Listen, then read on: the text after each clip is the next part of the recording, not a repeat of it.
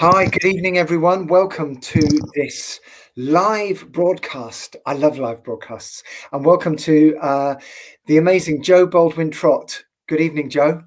Hi, Mark. Lovely to see you again. Yeah, wonderful to have you here live with me. So those of you that don't know you, Jo, you wear many hats, but principally, and for the purposes that you're an accomplished speaker, publisher, and coach. And you encourage others to bring out their writing talents and get their stories out. And I know you run some fantastic writing workshops. And something that's taking up a lot of your time right now is an amazing book that's just about to be published called Being Fine.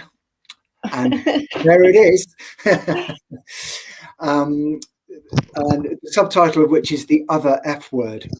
And this is an amazing book of which I have the privilege, along with 13 other amazing authors, real people sharing their stories, making themselves vulnerable, and really talking about their mental health, and specifically men talking about their mental health. I know 12 of the 14 authors are men.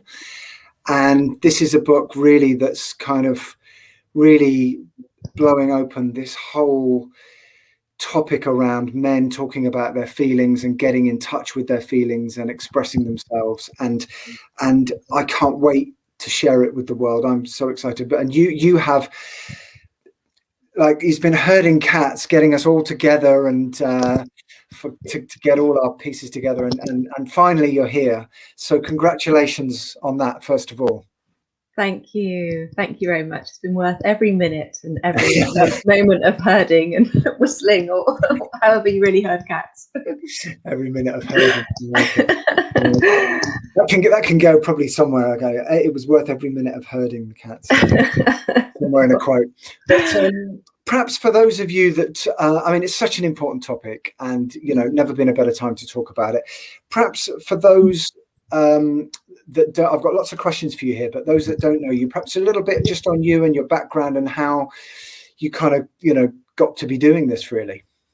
Yeah. Okay. So I've always dreamed of making books, writing them and making them. I'm someone who reads everything and everywhere. I'll be in sort of a queue and I've just got to find something to read. So words have always fascinated me. I've always been obsessed with words. I even have this weird thing I do with my hand. If I'm bored, I write words on my hand. Anyway, I don't think I've shared that before in public, but I'm really obsessed with letters and words and language. So it's been an obsession with me. When lockdown came along, I was invited to be an author in a book. And long story short, I just thought the whole process of co-author books, of bringing people together, is very, very special, because not only do you create this lovely unity and community of people that have a like-minded purpose, and so therefore all the repercussions of them connecting and sharing and supporting, which is really happening with you guys now. You have this ability to create a singular voice, which has all these layers of voices that can create a message that is beyond impactful than one person saying, "Oh, this happened to me. It was terrible. I've come through it." And it made so much sense to me. And these were business books I was in. And when sadly one of these business books, how this book was promoted, and I'll finish that. You started by asking me a question, but one of these books I was in, one of the authors sadly disclosed in one of our WhatsApp groups, I'm going to have to come out of the book because my husband has suddenly gone into hospital ill, and I don't know what's going to happen. And then I literally found out that, sadly, she said, no, he's passed, he's gone. All of a sudden, he passed on. So it was such a shock to so many of us, me included. And all she said was, he wouldn't admit how ill he was. He just kept saying, I'm fine, I'm fine. And until it was too late. And he was English, she was Indian. And she was going to be in the book, but she's had another loss of life. Another relative has passed on in the last 6 months. So she can't even be in the book because she suffered another loss. And that was the instigator to make me realize that although this wasn't really something I envisaged doing, I knew it would be interesting working with a load of men. I've been an ex-police officer. I know what that's like. It's a challenge. It was a challenge, certainly, in the police. But it felt like a message. And then I had a message, a download, as I was called them. And it was like, you must do this book, Jo. You have to do this. And I ummed and ahed, and I thought, no, this is the time to write this book. And like you saying, like you've done, bring together people that can really make a powerful, an extra powerful message, not just a celebrity who's had a tough time and took too many drugs. I don't mean that disrespectfully, but real people, real men like you that have had one hell of a journey.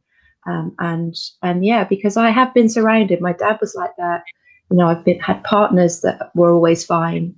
And the repercussions of that is marriages ending, children being brought up not being able to share how they feel, boys being brought up to put on a brave face. And I was that. I was always told to stop whinging, you know, there's nothing to worry about, could be worse. And that is a catastrophic thing to say to someone when they just want to be emotional. And that's for boys and girls, men and women. And I to be honest, I think fundamentally this is part of the issue that we have in society, is that we have stopped being human. We're just all about the doing and not the feeling. And that's across the board, but especially men. Men. I'm just going to have to quickly plug my laptop in. Classic tech moment, because otherwise you're going to die on me. So I'm listening, and I'm not going too far. That's why I love live interviews. Live TV. So I'll fill in while you do that. It doesn't happen on the BBC studio. What did they say on Blue Peter? They said never work with children and animals, and never work with an unplugged laptop. Yeah. Just while you're doing that, and I'll let you do that. There was an interesting quote by Margaret Thatcher towards the end of her life, where she was reflecting, and she said in the 70s and 80s, everyone used to ask me how I was doing, and now everybody asks me how I'm feeling. And she didn't like it. But I thought that was a very interesting reflection on society, and that it is, you know, changing, not fast enough and not enough, but lots of work to be done. But just an interesting sort of anecdote while you plug your laptop in.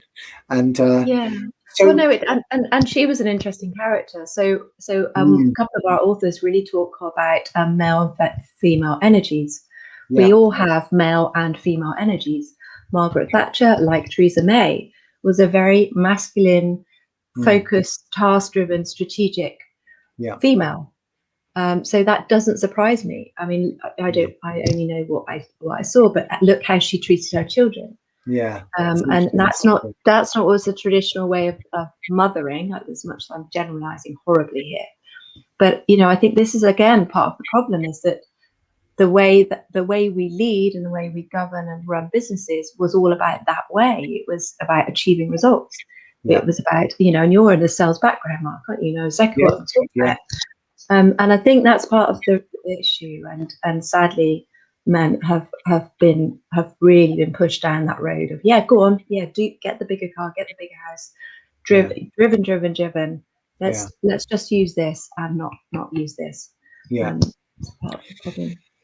No, very well put. And you know what I love about what you were saying earlier, and that story, obviously from very sad circumstances, which was the sort of the catalyst for you doing this, is the fact that you've taken action on it.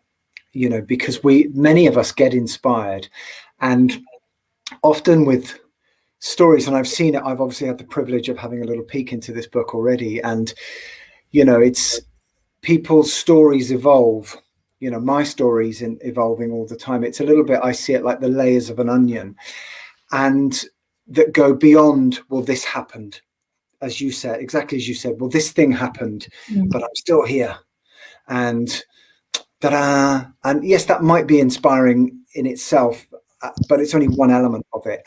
But the feelings and emotions and the tools and techniques that are employed to then go beyond that and live life beyond that, I think, is what really interests me. And I come out in some of the wonderful stories in the book. And I was reading one the other night by Rob Goddard on our amazing launch party, and got emotional. It was the first time I was reading the words, first or second time, and I got, we were live, and I just got emotional. And that is the power of this book. And we'll give out details for the book towards the end, and people must really encourage people to get hold of this book and read it and pass it on. And so I'm just going to ask you this, because some people will be, and you've given a little bit of an insight to it. And I'm sorry, what I was going to say there was the fact that you've acted on your inspiration, because many of us get inspired, but you've acted on that inspiration, and this wonderful book has come out of that, and many more to follow, I hope. But some people will be wondering why a woman has decided to write a book on men's mental health. And I know it's not the first time you've been asked that question, but some people might still be wondering. You've given a few little clues to it, but anything else to add on that? It's just actually all about me. No, it's not. Right. But in part, this is to help women as well. Yeah. Because ultimately my friends are married to men that are always fine. Yeah. I've been married to a man that was always fine. My dad was a man that was always fine. So on a level, this isn't what inspired me fully and was the only cause, but I'm just trying to help people, help relationships. Because I have been on the receiving end. And I fundamentally have recognized a long time ago, when I really threw myself into women's networking, really the biggest reason why most women network in business, rightly or wrongly, but anyway, they do, is because they want to connect, and they want to share, and they want to share their experiences and share their challenges. Is that the reason why men connect? I say no, probably not. The reason why men connect is to grow their business, and rightly so, or to progress and be more successful, and rightly so. But that's the dichotomy. That's where the imbalance is. And women have these opportunities. We talk to a stranger in the ladies' loos at a pub, when we can go back to the pub, about our marriages. It just spills out, and that's even before the gin. We find it much easier generally to share. But I have worked with many men who have always been closed down. And I guess it's just sat away, just things sit away, that you store them at the back of your mind. And then someone mentioned my very good friend, Jo Sumner, who's in the Women Leading book with me. She is a therapist and a healer. And she said, Jo, you've got to write a book about men's mental health. And that was just before this lady's husband died. And all that coming together, I thought, well, someone's got to do it. And then I looked online, because I always recommend, if you've got an idea for a book, look online and see what's there already. Not to be put off, because even if there was another Being Fine book with the same title, never be put off, because it will never be like yours. And there was nothing. There was literally nothing. There was all these celebrities and politicians, and people have written their terrible stories and their overcoming really difficult times, but not one that was just full of just average people that people can relate to. And obviously then the challenge was getting you guys all together, but it didn't just, the gender of me almost just completely fell by the wayside. I just slipped into that. I'm a publisher. I'm new to publishing, but this is a book that really needs to be written and created and shared, especially now. I am very, very concerned, and I write this in my chapter.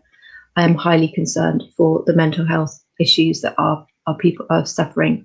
Mental health has been part of my work for 20 years, really. The core of my mentoring and coaching is mental health and balance and harmony with ourselves. And I could see what was going to happen with this situation across the world. And I just thought, I can imagine so many men taking on the burden of the bills, the failing economy, keeping their families looked after, worrying about their jobs. Generally, men take that on. So all of that combined, it was a very big, message. And it just, and actually, I like a challenge. Always like a challenge. And boy, it's been a challenge. Well, Yes. it's your drive and passion for it that's really brought it together. And obviously I've experienced that firsthand. And you've just answered my next question, which was why now, why this book now? And you've just answered that really. And it's interesting because when I'm being, playful or provocative, when I'm coaching to try and light a spark in people, ignite. And I will sometimes say, well, what I'm about to say, which is, some people spend their whole lives, often men, working to acquire stuff to impress people that they don't even like. And do you really want to live your life? What, like, how mad is that? And and it sounds a bit flippant, and it's meant, it's meant in a way to sort of inspire people, but it's often true. And this whole thing about taking on the burden of the bills, climbing up the ladder, whether it's the car or the house or whatever, the appearances, the status, whatever, and it's rewarded, and it's actually rewarded. They're often in a system, a corporate system maybe, where that behavior is rewarded, and so there's so much that's got to change, I think, for this, to achieve what you're aiming for, I think. Let me ask you something. Let me ask you this: what have you learned during the process of bringing the book together, through writing your own chapter and also seeing everybody else's, out of interest, that you didn't know at the start?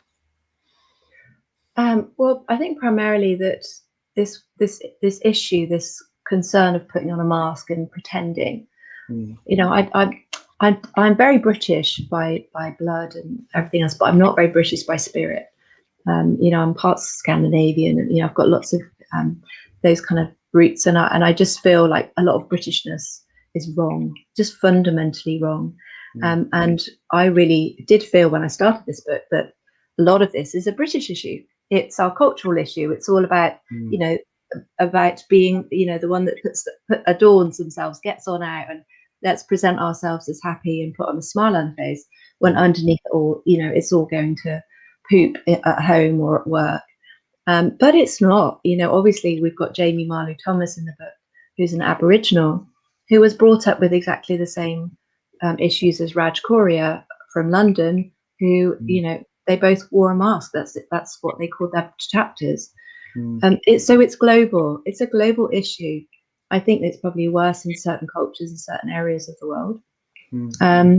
But I think that has been a big surprise, that it really is a problem across the world, and in different levels. But it certainly is. It's not specific, and also, sadly, I think underneath, when you read the chapters as much as I've done, which obviously I've been editing them and helping you write them, I have done, there is this fundamental one issue, this fundamental one problem that all of them come down to.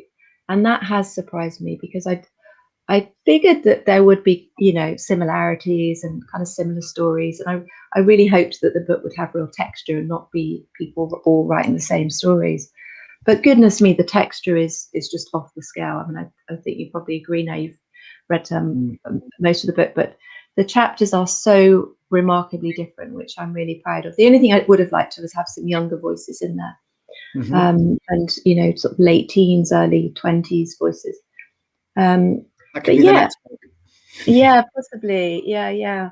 But actually, there is a fundamental issue that you all have, and there's a fundamental hurdle you have to overcome, and that has surprised me, that it's pretty much the same for all of you, and that's been quite a surprise. But good in a way. And when people like speaking to Kapil and Simon, who are working in just completely men's mental health, they are working on that very issue. So it's wonderful to connect with them and just have that hope and light. And there's someone, his name's gone out of my mind, but who is just purely working on helping men become more vulnerable and gaining the sense of self-worth from the inside, which is the issue. Yeah, I wanted to ask you about that, because I think that, and you mentioned you didn't call it the British problem, but the British, sort of sort of take this or our society and how we are. Who do you see right now as the role models? I mean, I'm thinking of one right now. I'm thinking of someone like Gareth Southgate, for example, who's just written a book aimed at young people, all about, and he writes how he was a shy kid and you can achieve anything. I think the book I've actually bought it, and I think it's called Anything Is Possible or something like that. I'll have to check that. But and he talks about the fact that vulnerability and kindness is a strength, and he's in a very he's the manager of the team for the national sport of the country, and I think he's a great one. Are there any others that you would sort of cite as positive role models for this kind of work that you're doing? Yeah, I think there are a few, and it depends at what age group.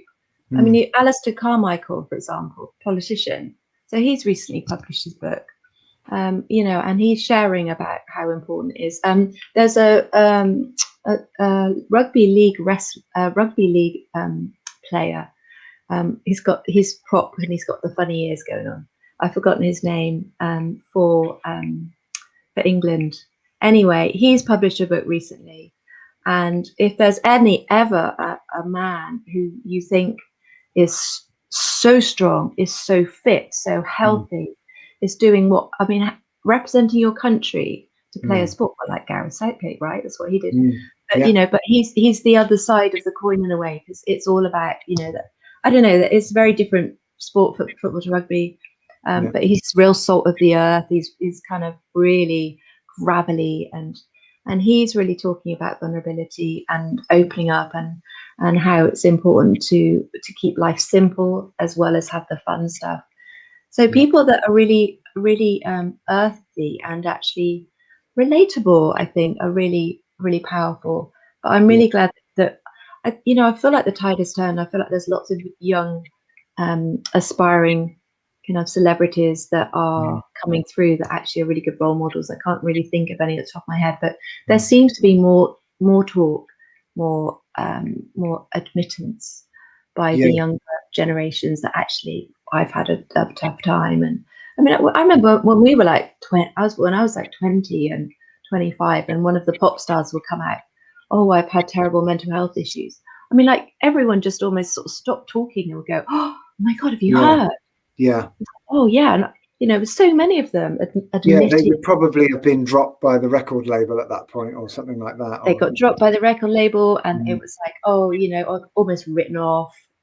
And nobody really wanted to know why. Oh no, let's not go into why. Let's just go, okay. Oh, that's a shame. Let's move on. Yeah. And at last, I think we're really opening up to having conversations, and it's not seen as a weakness, as a failure, and all those awful things. I've suffered mental health.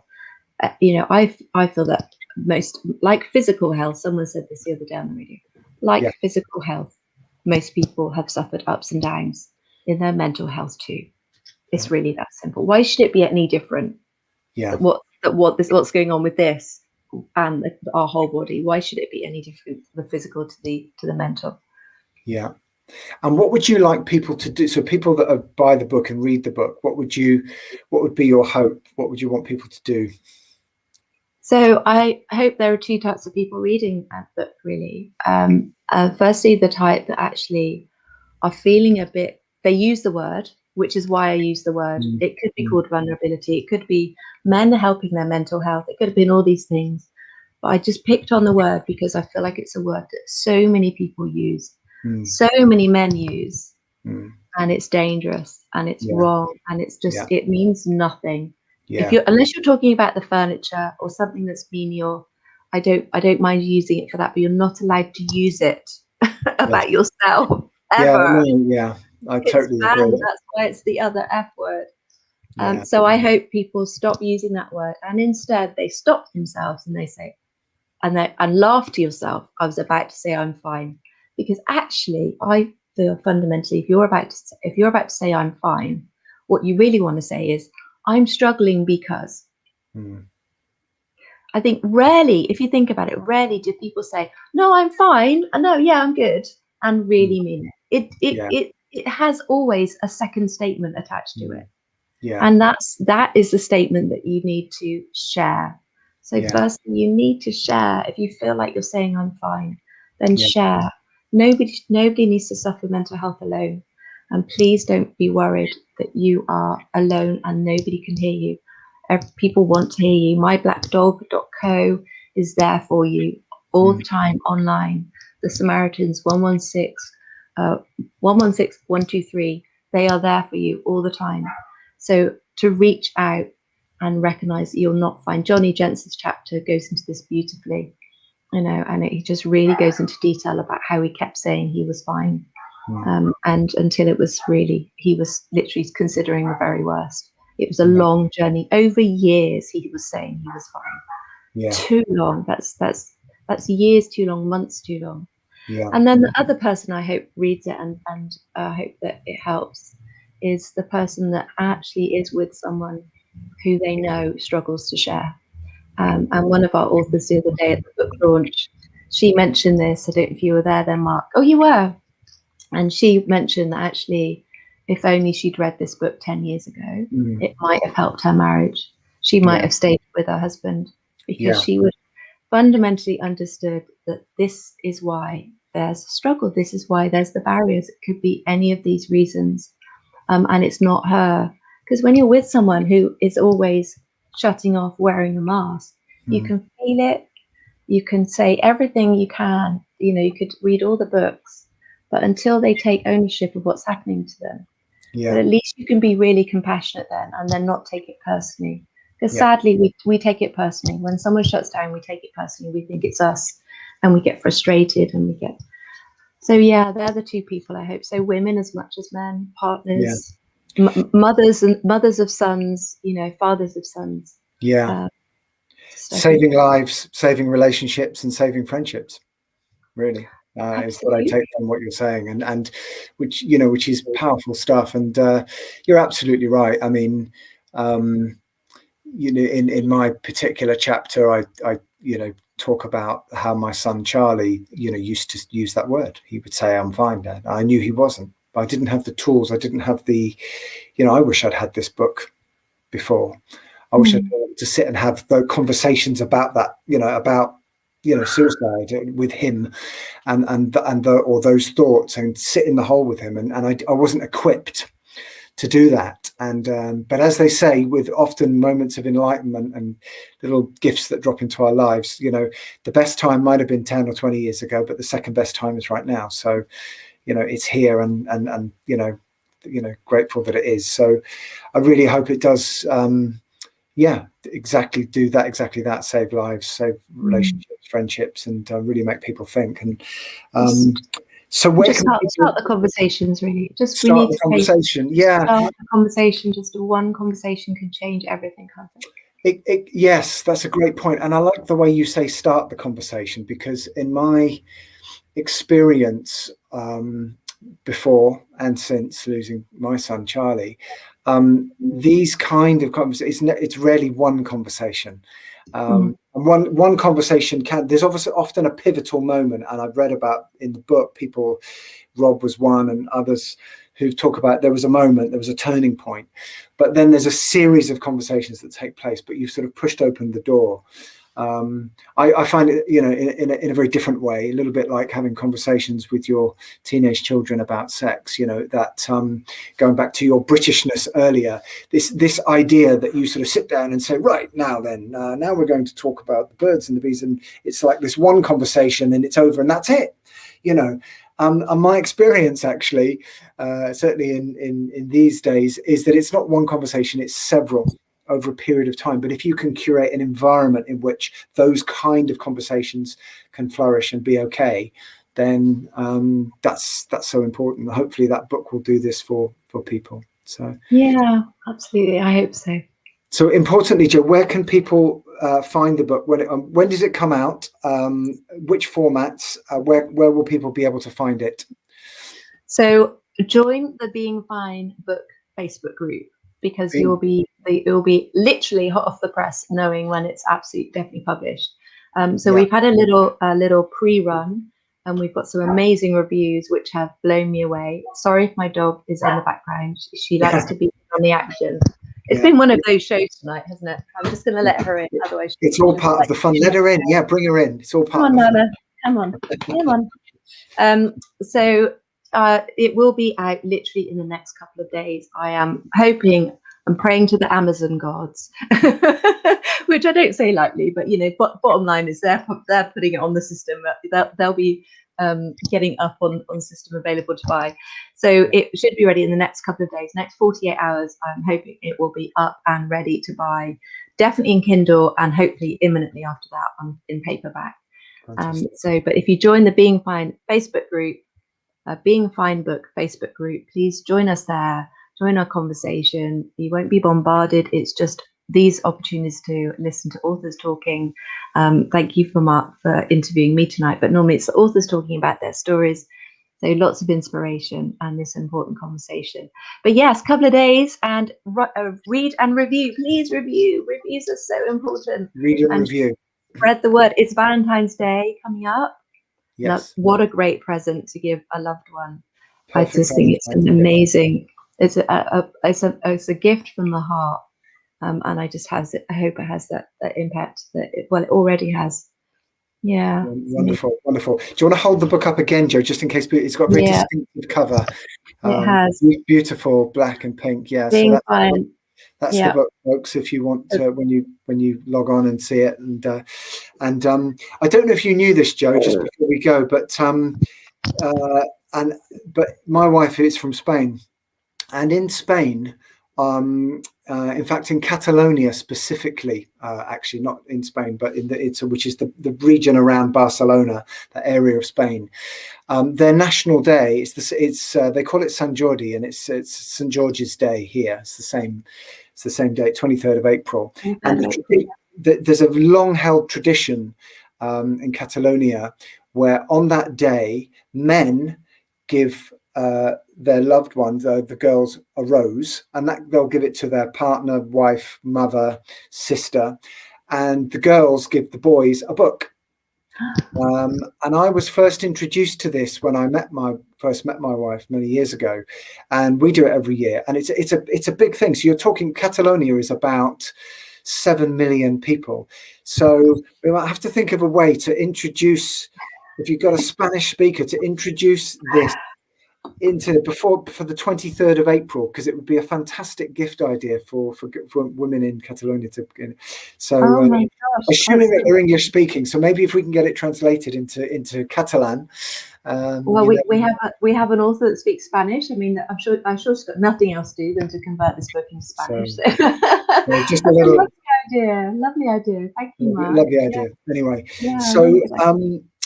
Well, look, Jo, it's been amazing to interview, and I've, even though we've known each other a little while now, I always learn something new every time we speak. And so thank you for coming on and doing this interview.